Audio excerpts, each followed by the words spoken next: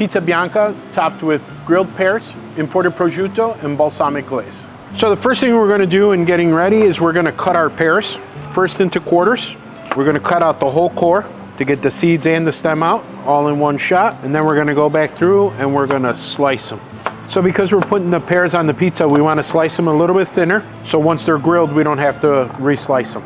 Now that our pears are cut, we are going to season our pears. We're gonna do a drizzle of olive oil, some salt, and some pepper, and just a sprinkling of red pepper flake. We're gonna give those a nice toss, and then we're gonna set them aside to let them marinate for a few minutes. In the meantime, we're gonna take our fresh mozzarella and we're gonna slice it to have some of the water drain out so we don't get a lot of purge on our pizza. So we're gonna do slices about 1/4 of an inch thick. All right, now that our mozzarella is sliced, we're gonna go grill our pears. Let's go to the grill. So whenever you're grilling fruit, you want your grill to be really hot because you want that char to happen quickly. So depending on how hot your grill is, will depend on how long you're gonna leave the pear. But you literally just want it to get some nice hash marks, and you're gonna flip them because once they go into the oven, they're gonna finish to cook. So we just wanna get that nice char flavor onto the pears. We're gonna do our pizza.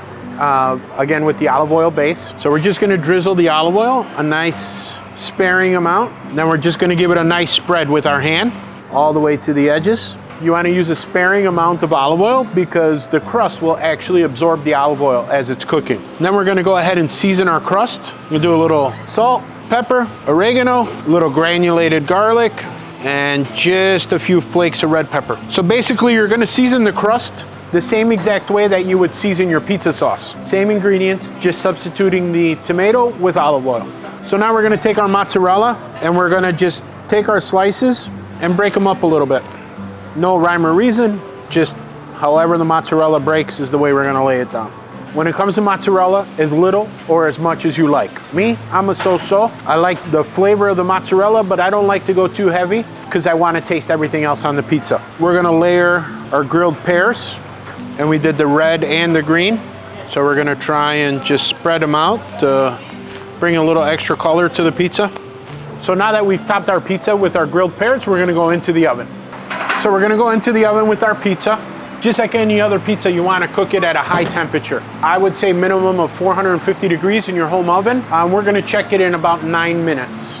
Remember, the crust is already pre-cooked, so we just have to finish the cook on the crust, melt the cheese, and bake our pears just for a few minutes. So once our pizza's out of the oven, we want to give it a few minutes to rest because you'll see that the olive oil is pooling from the whey that comes out of the mozzarella, so we want to give it a chance for everything to kind of congeal and come back together. So we're going to give it a few minutes to rest before we top it with our prosciutto. So now that our pizza has sat for 3-4 minutes, we're going to start to top it with our prosciutto. I like to kind of break the prosciutto up as I'm putting it on top of the pizza. You really want to make sure that your prosciutto is sliced nice and thin because you want the prosciutto to almost melt onto the pizza to really impermeate the flavor into the rest of the pizza.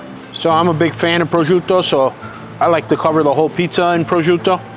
That's another reason why I break up the prosciutto, so it's just easier to fill in. And now we're gonna top it with our balsamic glaze. And again, for this particular recipe, we're using the Giarusa because it is a little bit thicker. And then my personal favorite topping on pizza, a sprinkling of Parmesan.